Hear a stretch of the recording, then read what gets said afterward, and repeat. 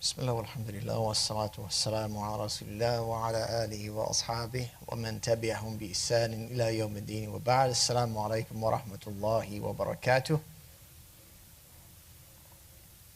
Welcome back to another session with the great al-Allama al-Shaykh Abdurrahman ibn Abdullah al-Ba'li al-Hanbali al-Khalwati al-Qadiri al-Dimashqi, the great author of Bidāyat al-ʿābid wa Kifāyat al-Zāhid. And just for a little show and tell, I thought I'd give you a perspective on what it is that we're looking at. Bidāyat al-ʿābid is right here. This is Bidāyat al-ʿābid. You see that?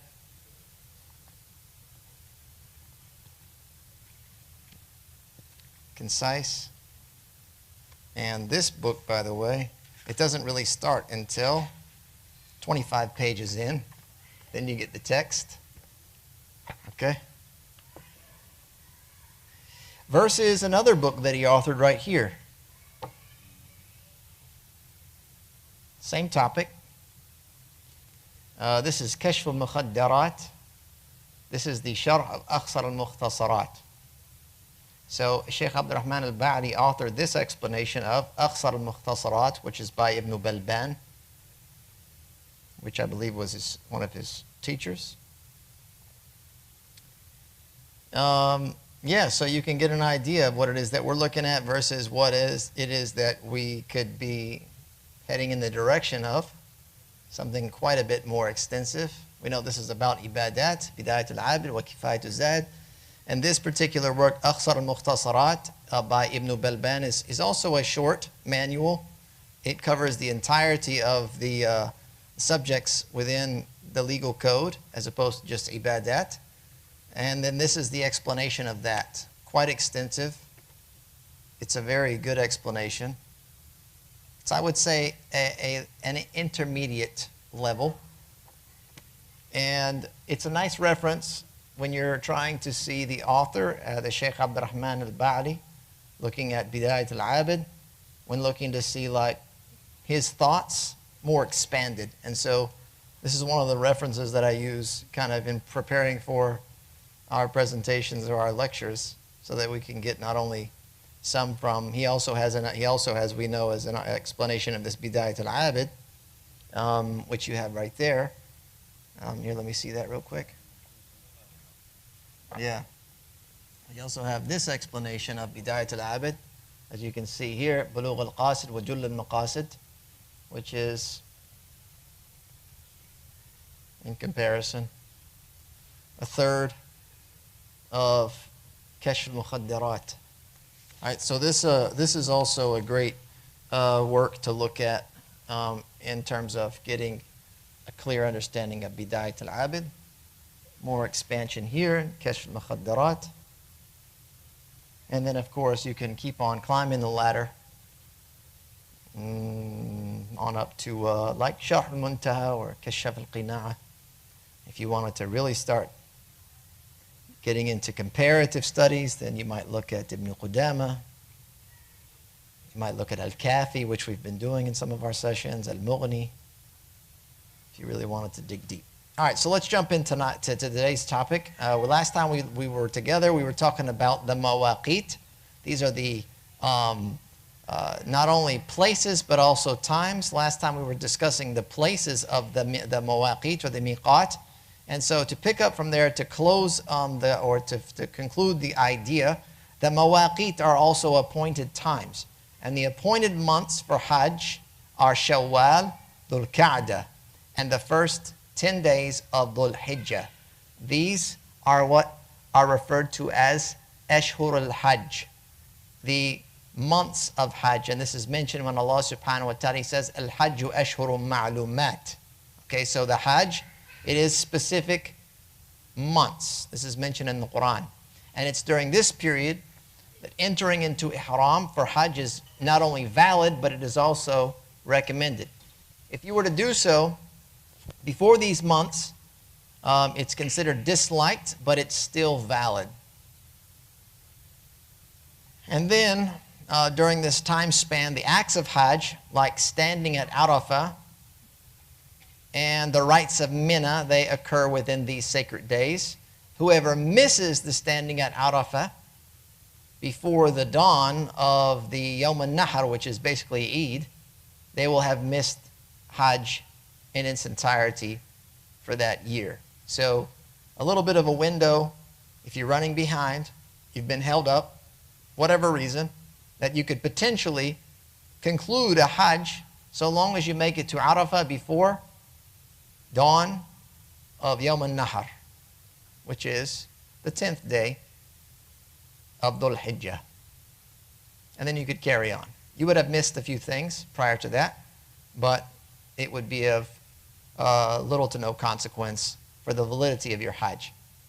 Of course, before you make Hajj, you have to determine what type of Hajj it is that you're going to make.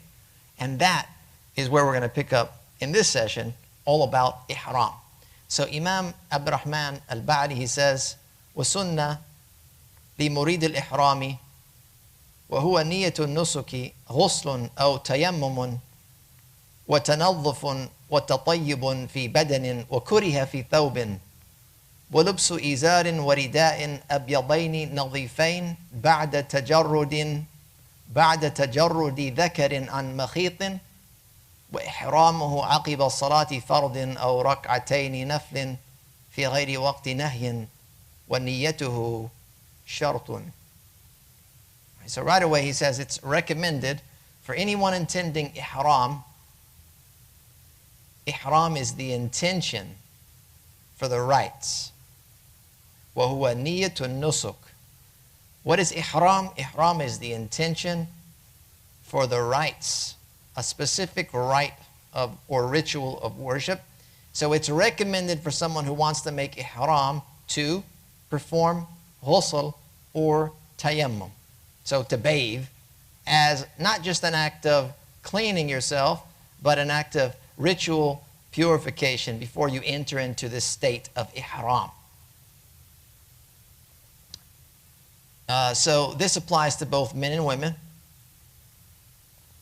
Even if the woman is menstruating or postpartum, experiencing postpartum bleeding, she performs the ghusl as the Prophet ﷺ instructed Asma bint Umays and Aisha radiallahu anhuma. So to do so is recommended before making the intention. And of course, as he mentions here, tayammumun, he says ghuslun or tayammum. So if water is available and it's safe to use, then you use water. Otherwise, you make tayammum in its place, much like you would in the case of making a ghusl or a wudu for other purposes.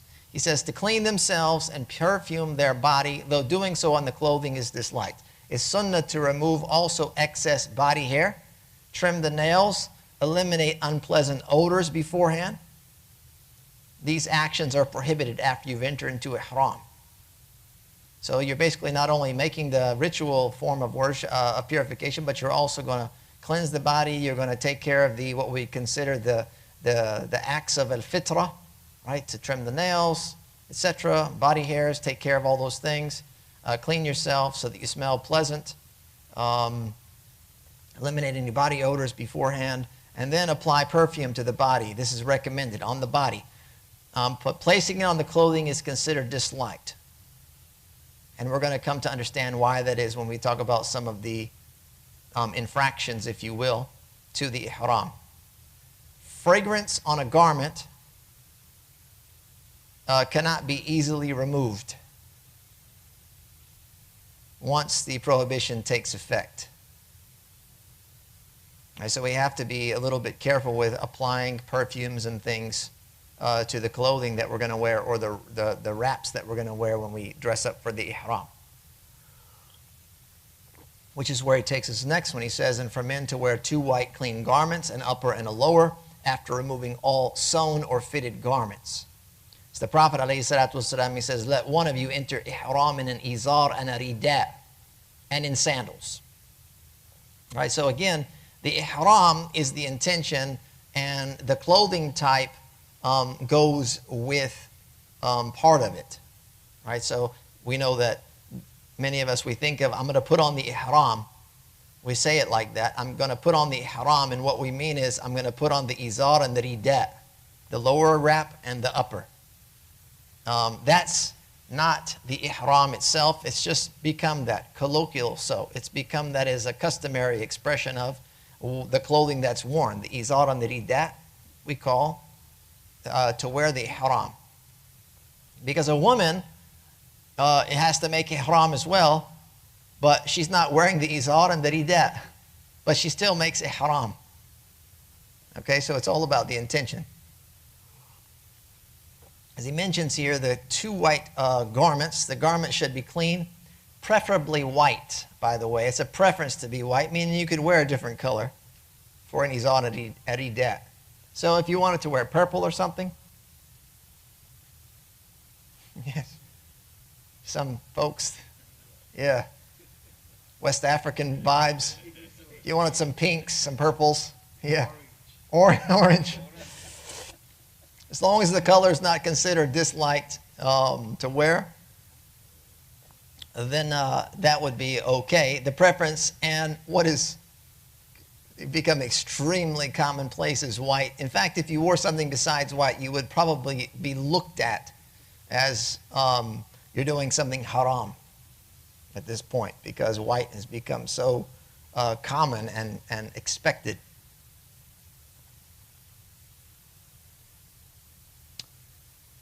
So as long as the garments are clean, you're good to go.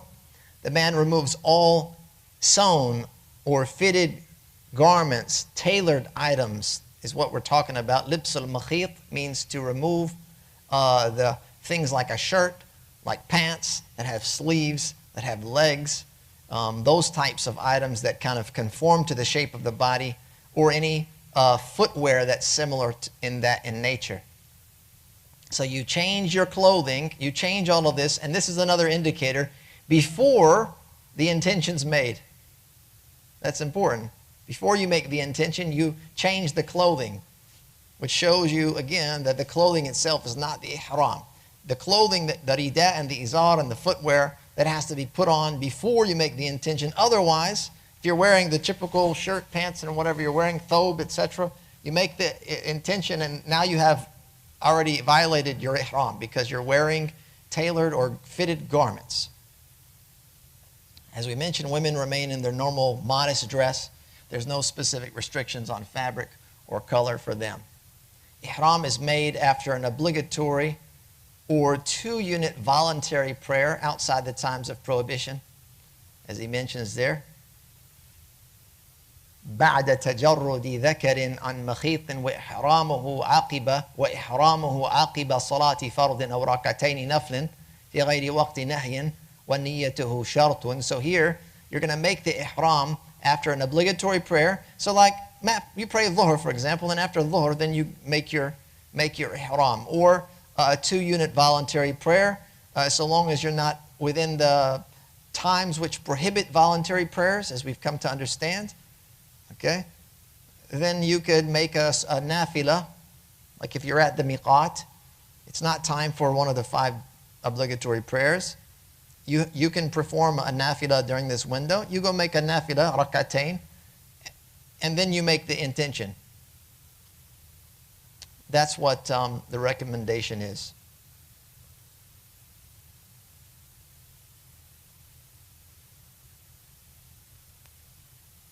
And he says its intention is a prerequisite. For ihram, as I said, it's not a physical garment, but it's a spiritual entry, if you will. The intention to begin the rites of either Hajj or Umrah. And the term ihram is derived from tahrim, means to make something unlawful. And so the pilgrim, whether they're a Haji or a Mu'tamir, they're going to make certain things unlawful for themselves by way of this intention. It will be forbidden for them, as we're going to discuss shortly, but it would be things like perfume or entering into a marriage contract, particular types of clothing, etc. Even for women, there are certain things they cannot wear while they're in a state of ihram. And so once ihram begins with this intention, these types of outward acts, they become impermissible. And there's an etiquette to entering into Ihram. It's recommended to face the Qibla, make the intention for either Hajj, Umrah, or both, and to recite the talbiyah, labayk Allahumma labayk, labayk la sharika laka labayk, inna al-hamda wa ni'mata laka wal mulk la sharika lak. Here I am, O Allah, here I am, you have no partner, here I am. Truly, all praise, favor, and sovereignty belong to you, you have no partner. Very famous words of remembrance and praise for Allah subhanahu wa ta'ala that are to be said by the pilgrim. One should raise their voice slightly when reciting it, men aloud and women softly, and they continue repeating it throughout the journey until the first act of the rites begins. From that moment onward, the pilgrim should guard their tongue, maintain calmness, and avoid argument or vanity, remembering that Ihram is not merely a change of clothing, but a sacred commitment to humility and surrender before Allah subhanahu wa ta'ala.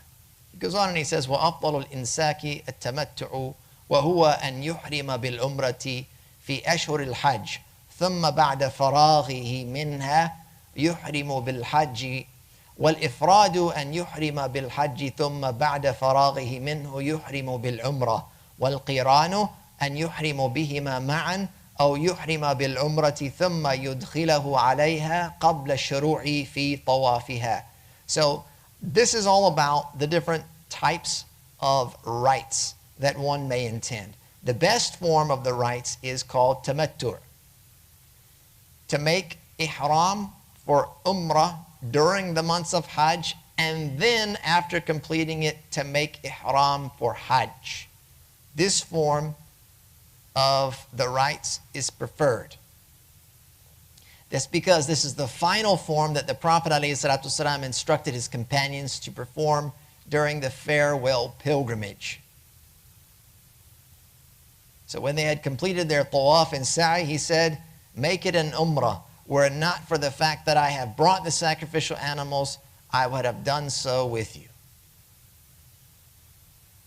And so here this indication of regret, if you will, demonstrates that it's the most complete and virtuous form.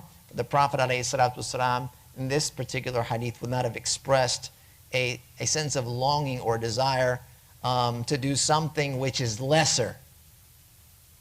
The longing or desire indicating that which he's aspiring or aspired to or is pushing his companions to do is an indication of what is better here. So that's number one, a tamattuʿ. The second one is Ifrād, is to make ihram for Hajj, and then after completing it to make ihram for Umrah. As he says here, وَالْإِفْرَادُ أَنْ يُحْرِمَ بِالْحَجِّ ثُمَّ بَعْدَ فَرَاغِهِ مِنْهُ يُحْرِمُ بِالْعُمْرَةِ. Okay, so Ifrād, this means the pilgrim enters into ihram solely for Hajj, performs its rites, only afterwards performs Umrah. Though valid and meritorious, it lacks the ease and combination of rewards that are found in the previous ritual, which is a tamattuʿ. The next one is Qirān, is to make ihram for both together, or to make ihram for Umrah and then add Hajj to it before beginning its tawaf. This is another combination of these acts together.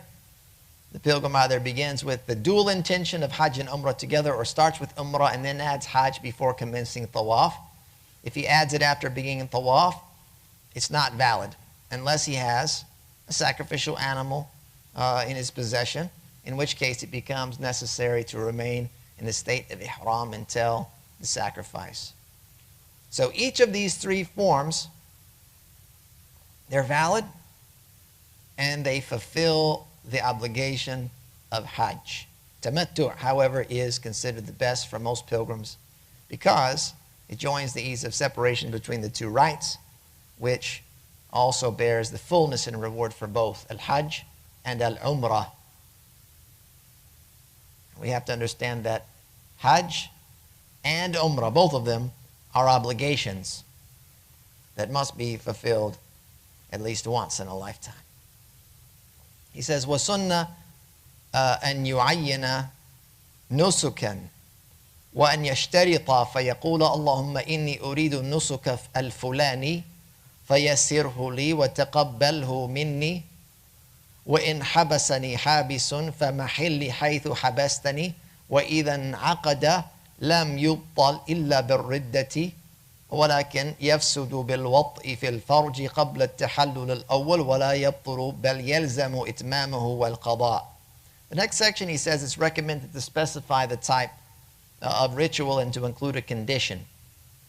To specify the type, meaning one of those three types. So when you're making your intention for Ihram, you're specifying the particular one that you're going to commence.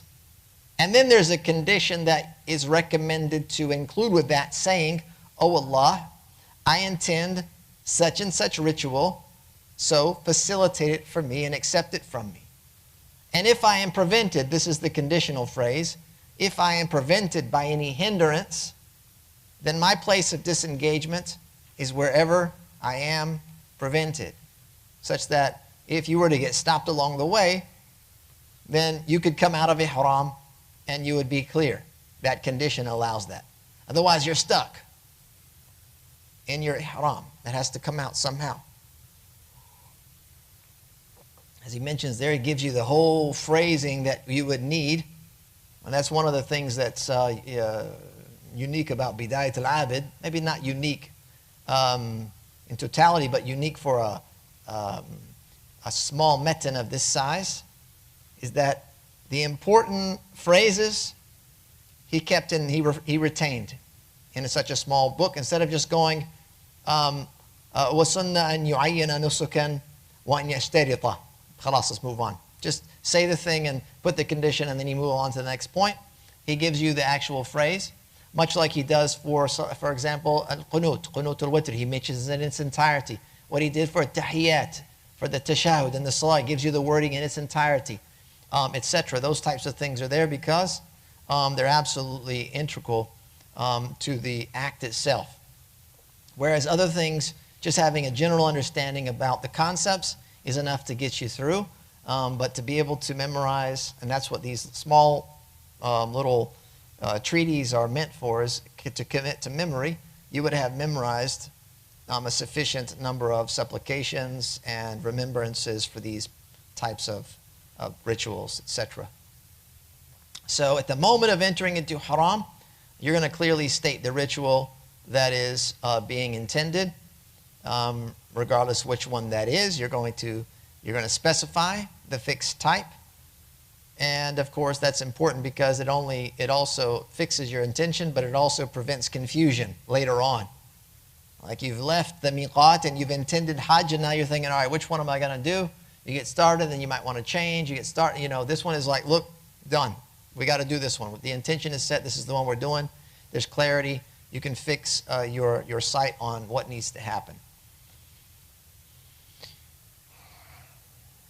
So the other thing about that conditional phrase, it protects the pilgrim from liability in the event that they get stopped or prevented. Prevented could be like you fell ill and you could no longer proceed, or you sensed immediate and imminent danger if you proceeded on the road, or another type of hardship that comes up that happened. All of a sudden, the transportation it's no longer available to you. A breakdown, something gets in your way. Then this allows you to exit your ihram without having an expiation, having to deal with some form of payment. Once entered, he says, it is not nullified. And that's why the conditional phrase is important. Once you enter into ihram, it's binding, except by way of apostasy. May Allah protect us. So long as one remains Muslim, you're bound by this state of ihram. However, it is invalidated, or it is, I should say, spoiled would be a better translation, if intercourse before the first release, at-tahallul al-awwal, it would be considered fasid. Though not voided entirely, rather it must be completed, invalidated, it's okay, invalidated by intercourse before the first release, though not voided entirely, rather it must be completed and then made up. So you have to push on. If you fell into that, If you fell into that while you're in Ihram, you obviously haven't been listening to Imam al-Ghazali in his Ihya al-Ulumuddin. Yeah. You haven't been working on controlling the desires. Kasru shahwatain. We haven't broken the base desires down enough. So we're in Ihram and we're engaging in marital intimacy. It obviously happens, right? I mean, that's why we're addressing the topic. It happens. You get overwhelmed. You're in the heat of the moment. You brought your wife along with you. You know, you brought your wife along with you for the journey for some reason. You were obliged to bring her along, and you're still in love. It's the first years, you know. You haven't fought. Yeah. So things happen. And if it happens, well, guess what? You get to make the journey again. You get to do it all. You get to do it again. It's like a freebie for her, probably not for you, but you're going to have to go for it again. Yeah. That's important to keep in mind.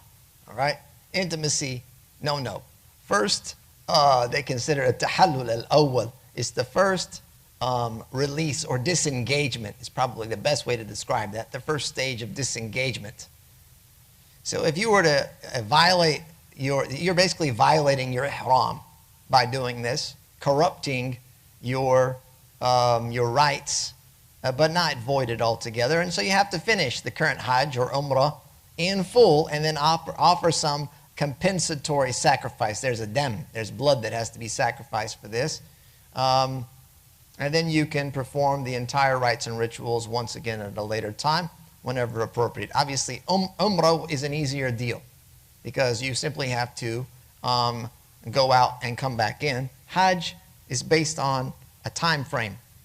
So you would have to wait for the next year in order for that to be your first chance at doing it. So this is why it's important to recognize the boundaries and the prohibitions that cannot be broken without expiation.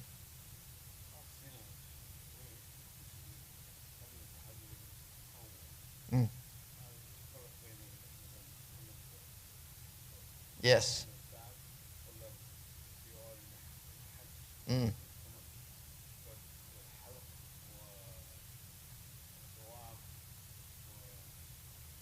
Yep.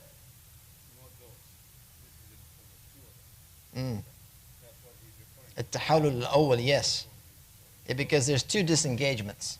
You have a first level and a second level, which we're going to get to that, inshallah. Yeah, he's going to get to that once we start describing the nature of Hajj and Umrah and its kind of like how it proceeds.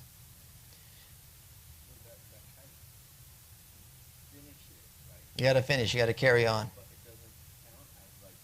It doesn't fulfill your obligation.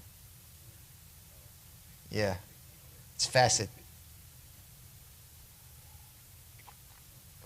All right, let's move on to the next section. He says, this is maḥẓūrāt al-iḥrām.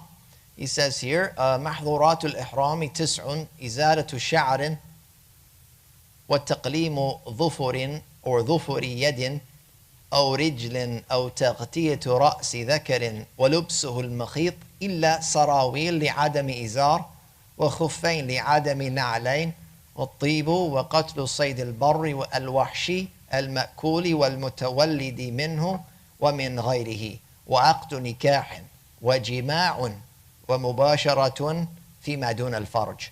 So here you go with the maḥẓūrāt. These are the prohibitions of Ihram. There are 9 prohibitions of Ihram. The first of those, he says, is removing hair. So these prohibitions are the acts that are considered legally forbidden for the muhrim. The person that is in Ihram is not allowed to engage in these acts while they are in this consecrated state. So these things are permitted outside of Ihram. As we come to understand, these are very basic functions. Some of them are very important functions recommendations, sometimes obligations. Okay? But while we're in a state of ihram, again underscoring the point that it's a state in which you're devoted to Allah subhanahu wa ta'ala, and you exercise that devotion by obedience. I think that's an important part that we have to look at when it comes to these rules and rituals that are associated with various acts of worship. That at the heart of love of Allah subhanahu wa ta'ala is obedience to Allah. And Allah Azza wa Jal provides us avenues by which we can exercise and demonstrate that love by way of obedience. It doesn't matter if you don't understand why. Why all of a sudden now I can't do this? It doesn't really matter. Number one, you have to be confident that Allah does not legislate without it being based on His divine wisdom. Allah subhanahu wa ta'ala is not described. In fact, we would negate abath, which is like playing around or doing things in jest or without purpose or without meaning. Allah subhanahu wa ta'ala is al-alim al-hakim, all-knowing, all-wise. So to attribute the opposite to Allah is a grave error. Some of the stuff that has been legislated for us, some of these things, the wisdom of them has been preserved in the unseen realm. Why? Allah hasn't revealed that. Much like there are certain elements of knowledge, even in the Qur'an, that have been preserved, their meanings, in the unseen realm. Alif Lam Mim, for example. Though scholars have exercised rigor in trying to understand the meanings of these huruf al-Muqaṭṭa'a in the beginnings of certain chapters of the Qur'an. But Allah subhanahu wa ta'ala will test His servants through these hidden treasures. So, Alif Lam Mim, for example, the believer is tested to accept that as being revelation from Allah subhanahu wa ta'ala that we don't understand. A part of our faith is Islam is what? The Muslim is surrender. At the very foundation of what the Muslim means is surrender. Okay? And so that's what we have to understand when we're engaging in these types of things. Number one, understand the purpose, the spirit of it, so that you don't belittle it. You recognize it for what it is. It's a means by which you can obey Allah subhanahu wa ta'ala.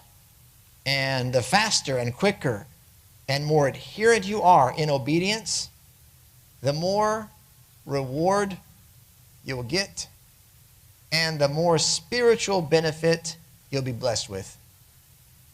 Even the things that you don't quite understand, by way of your immediate obedience, Allah subhanahu wa ta'ala could open your heart and you can understand.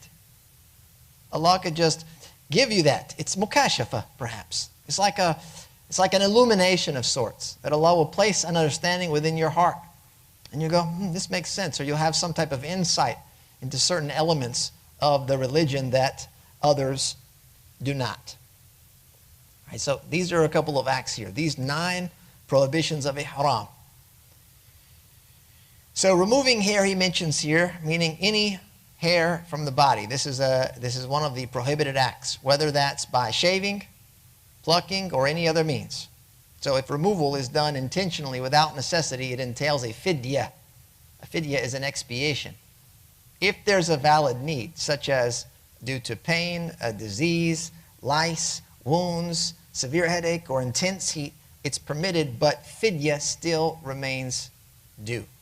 So here, engaging in something prohibited is sinful, and there's a fidyah, but when you're excused, the sin is removed out of it. Okay? But if you've done it intentionally, it doesn't excuse you from the fidyah. He says, clipping the nails of the hand or foot. That is, cutting or trimming them without need. If a nail's broken, however, if it's broken and removed to prevent harm, then there's no fidyah for that. But trimming and cutting, even 1, 2, then there is. Covering the head of a man. This includes anything that customarily rests on or adheres to the head, like a turban, like a hat, like a hoodie, even a bandage, paper, something if you stuck paper, it adhered there. You put clay, henna, not the color, but the actual matter that is put on before it stains the skin, or similar items. They cover all different varieties of things you would put on your head that rest and adhere to that, even if it's partially so or done very lightly. And this is prohibited without necessity and requires a fidyah. It's the Prophet ﷺ's prohibition, and his command was to not cover the head of one who dies while in the state of Ihram, showing us that it was an obligation. It's prohibited to cover the head. So the person that passed away in Ihram, normally a person that passes away, you cover them in the shrouds that they're buried in. You cover their entire body, including their head. But in this case, he told them to leave the head exposed so that he would be resurrected in Ihram, in the state of Ihram. Okay, so that's an evidence that serves to show the prohibited nature of covering the head. Right, and there's a multitude of different issues that arise with this topic. One of them has to do with shade. Can you put something over your head, not on it, but over it, in order to shade yourself from the sun? Think about the implications. What about driving in a car, or going into a building, sitting in a tent, sitting under a tree, in the shade of a wall, etc.? So with respect to shade, if the shade, I should say, the thing which provides the shade moves with the pilgrim, or typically accompanies them, like a canopy, like if you're on, imagine if you're on a horse and you put a canopy up, or by analogy, today's handheld umbrella, used in a sustained way, meaning it's up and you're keeping it up. It's not up and then down. You're keeping it up with you, or you have that canopy, you're keeping it up with you throughout your travels. This is prohibited, and a fidyah is due. If the shade is fixed and not with the pilgrim, like a tent, like a tree, like the shade from a wall or a building, like the roof of a house or that of a vehicle, like the bus or the airplane or the taxi or whatever it may be, your own personal car, it's permitted and there's no fidyah, even if it's sought intentionally. It's not something with you. It's detached, normally fixed. And this was reported from the Prophet ﷺ, that he sought shade in at least one occasion from a fixed object, a tent perhaps. If someone momentarily lifts a cloth to block the sun or rain for a brief instant, there's no fidyah on this either. This was also reported from the Prophet ﷺ when one of his companions held up a garment or a piece of cloth such that they shaded him from the sun momentarily. Also, covering the head, if, for example, you were carrying an object on your head, like a basket or something. You're carrying your belongings. You know, that's some areas of the world, that's how they transport things. Yeah, they put it on the head. This is also considered permissible. You're transporting an object. And then, of course, if it's out of necessity that you end up covering your head in the ways that we described that are impermissible, whether that's due to illness, due to heat, in this case, you would not be considered sinful, but the fidyah would remain. A man wearing fitted garments is also from the maḥẓūrāt, except pants when lacking the izar, the waist wrap, and leather socks when lacking sandals. Meaning it's prohibited for men to wear clothing which is tailored to their body, as I described before, like a shirt, like trousers or pants, sewn items, even taking the izar and the rida and fixing them in a way which attaches it almost like tailored to the body, where you start putting pins and buttons and even creating almost a partially fitted outfit out of those wraps. Right, this needs to be taken care of here. The way that it's worn should not be in a manner that resembles fitted clothing. Right, so you know, when you wear the lower wrap, the izar, it's worn by wrapping it around the body and then rolling the top so that it stays on.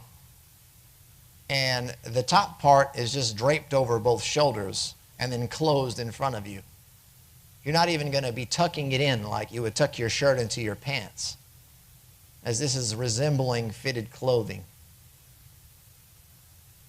So in the event that you didn't have one of these items, there's an exception here. If one lacks an izar, the lower waist wrap, he can wear the sarawil, the pants. If he lacks sandals, he can wear the khuffain.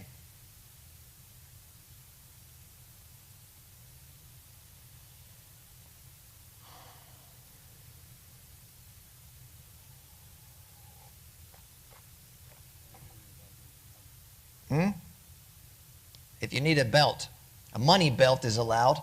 If you needed a belt in order to carry things that you believe would be stolen or would be lost, like a money belt, you're allowed to do that. If someone needed a belt just to keep it on, like a string, yeah, like a rope. Only if it won't stay on, yeah. Only if it wouldn't stay on. Yeah. Yeah, but anything like that. Buttons, snaps, ropes, tying it, all that kind of stuff should be avoided because it resembles fitted clothing. The only allowance for belts or those types of items is when they're needed to carry something of value that you don't want stolen or lost. The next one is applying perfume. This means to deliberately use perfume, fragrances like musk or saffron, bukhur, various perfumed oils, or putting on scented waters like rose water or orange blossom water, things of that nature, to put it on the body, the clothing, or in the food, the drink, in kuhl, in snuff, or ointments in a way that leaves perceptible scent or taste. This is prohibited and entails a fidyah.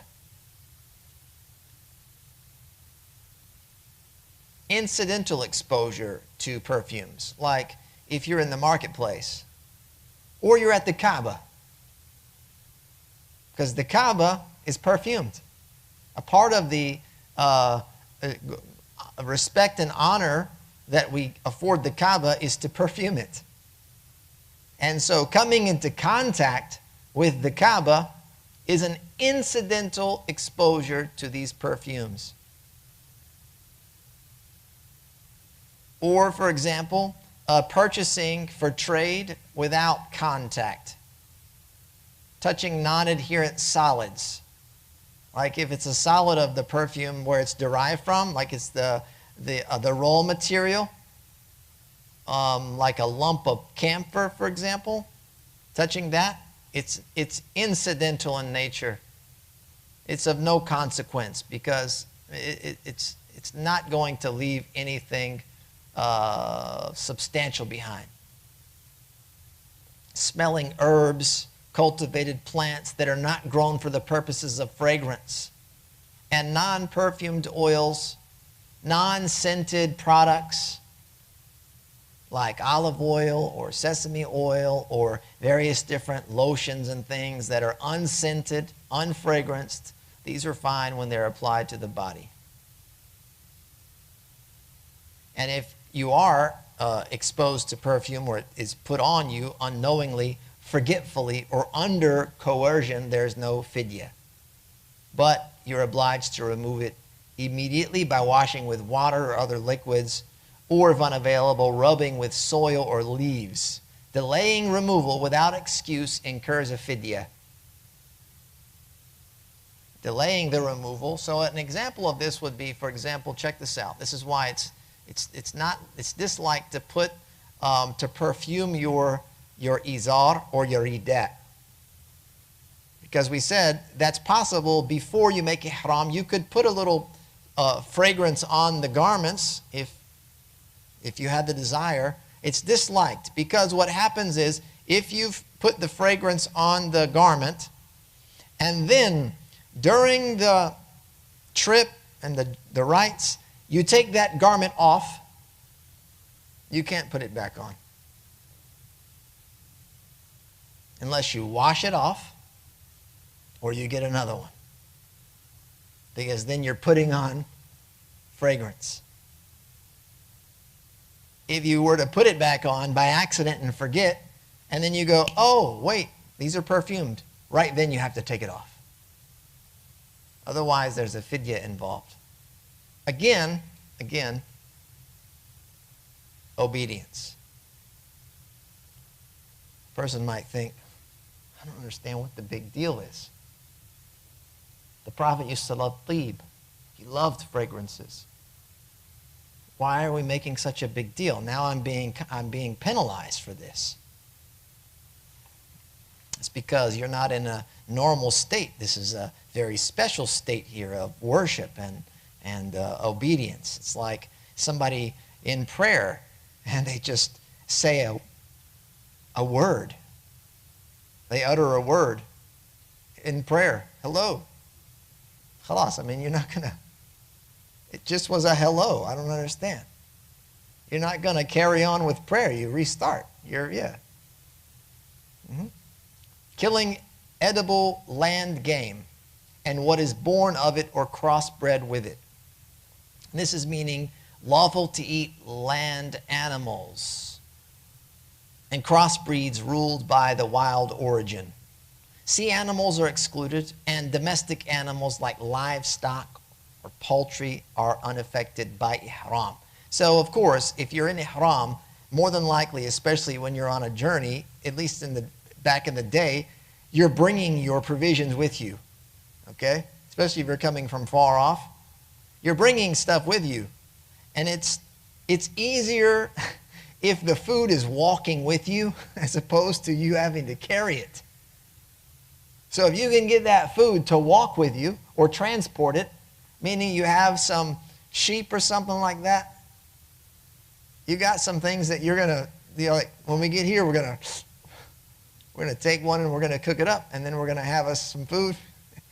But I don't want to carry that thing, so I'm not going to refrigerate it, so I'm just going to leave it. Yeah, that's not included here. Those types of things. Unaffected here. It's also forbidden to assist in hunting by pointing, signaling, lending weapons or mounts, or damaging nests or eggs, and liability applies to both direct and casual roles in hunting. So you might know that it's unlawful to hunt land game animals, but you have a guide perhaps with you that is not in ihram, and you guys need to eat soon, you need some food, and you spot a permissible animal that you could eat, you're not going to hunt, but you might like go to your guide. You've already assisted. Now you're a part of the process. You've just breached the protocol. Or you just hand them the gun. You know, if you have a thing, you just give them the weapon in order to do it. There's lunch, right? No.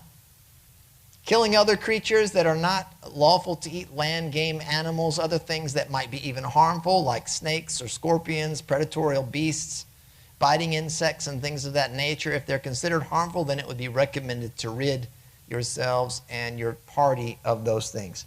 The next thing is contracting marriage. That is, to marry or to act as a guardian, a wali, or as an agent, a wakil, in marriage, or to accept marriage on behalf of another. All these contracts are invalid in Ihram. They are invalid. Proposing is disliked. This is the khitbah. This occurs before the actual marriage. I think most of these are dirty that are still in here, yeah.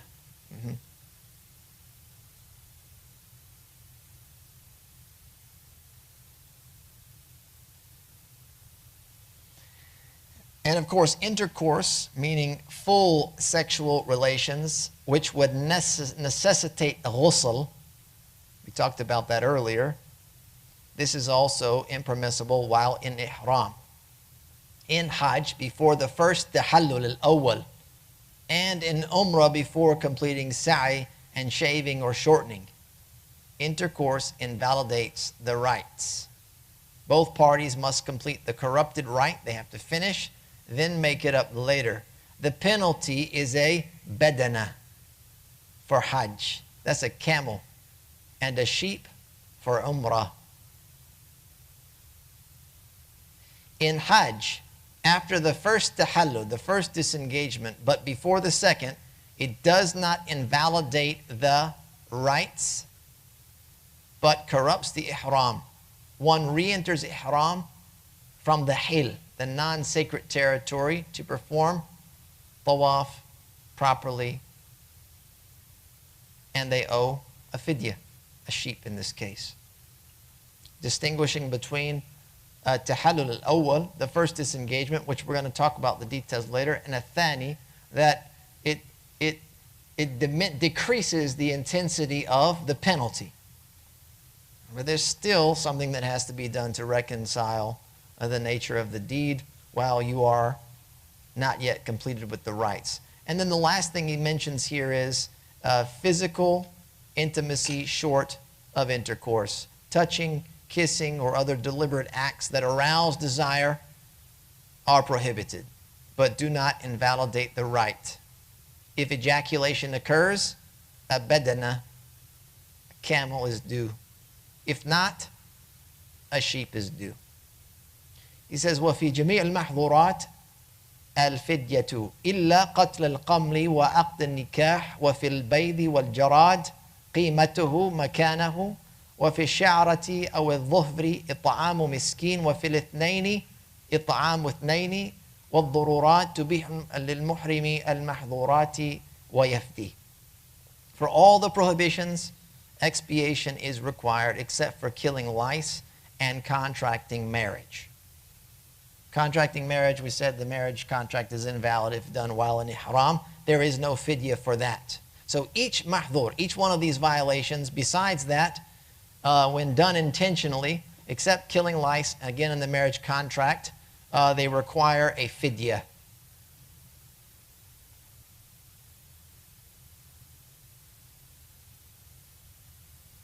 For eggs and locusts, he says, their local value must be paid, meaning that whoever destroys game eggs or kills locusts owns their equivalent value at the place of damage.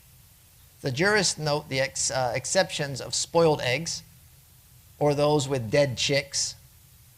If you were to crack an egg and it was spoiled, then that's an exception.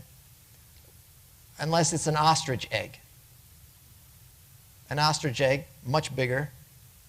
And the reason for that is because the shells have a value. The shell itself. The shell of like a chicken or a bird, it's not used for anything, typically. But an ostrich egg, they can use that for a container. Yeah, you can use that. So it has a value to it. It's been destroyed, basically. So you've destroyed something that's not permissible for you to do, and there's a value associated with it, as opposed to like a spoiled egg. Like a fresh egg, there's a fidyah. Must be paid, the value of it, because it's a value associated with that. But the spoiled egg, or the egg with the dead chick, there's no value. You're not going to get in the market anything for it. But even if you come across a spoiled ostrich egg, that what you want is the insides of it, what you want of it, you're not going to get. But because it still has a value from that shell, you still have a compensation to offer for that. Okay, again, that can be used for multiple different things, most likely as a container. The expiation for a single hair or nail, a single hair or a single nail, is feeding one poor person. And for two, meaning two nails or two hairs, is feeding two. And this is even for partial removal, meaning part of a nail or hair. A single nail or a single hair or a part thereof, it follows this rule. For 3 or more hairs or nails, the fuller fidyah applies. The fuller fidyah is a sheep, or fasting 3 days, or feeding 6 poor persons. Necessity permits the muhram what is otherwise prohibited. This is known as the al-maḥẓūrāt, al-ḍurūrāt, tubīh al-maḥẓūrāt. That necessity knows no law is basically what it is, though an expiation remains due. The ضرورة, or as they say, a clear حاجة. ضرورة is an absolute necessity, and a clear حاجة is an obvious need. And this could be associated with like illness, injury, severe discomfort. The muhram may do what averts harm, but must still offer the corresponding fidyah to it. And I think we've kind of discussed a little bit about that with some of the scenarios. So once the excuse ceases, that excuse which would permit you to do something, even though there's still the expiation, the prohibited act must stop immediately. So like, for example, if you had to cover your head for some reason, there's an excuse for you which now alleviates you from the sin of doing it, not the fidyah, but once that excuse is no longer present, that covering has to come off. Maybe while performing the rites and rituals, there's multiple days, right? Multiple days your head's uncovered. Maybe, just maybe, you're a person that doesn't have a lot of hair on their head. And you get a terrible sunburn. Causes pain, tremendous discomfort, and it can really get kind of bad. Maybe that happens, and so you have to cover your head. The moment that subsides, so you still have a fidyah, but now you're not sinful for doing it because there's an obvious excuse. There's a clear need to do that. But the moment that sunburn now is diminished and it's at a level which you're okay with, then that covering has to come off. Otherwise, leaving it on there, you're sinful for maintaining that violation. The last thing, that we'll look at here to wrap up this section is particular to women. Women, their ihram, as we discussed, is not based on wearing a particular clothing set, as the men's is. However, they have to avoid face covering, the niqab, meaning a tied and fixed covering around their face. To tie the niqab on is a violation of the ihram, as well as gloves. To cover the hands and the face is not allowed while in ihram for women. If she covers her face without necessity, there is a fidyah that is due, much like a man covering their head.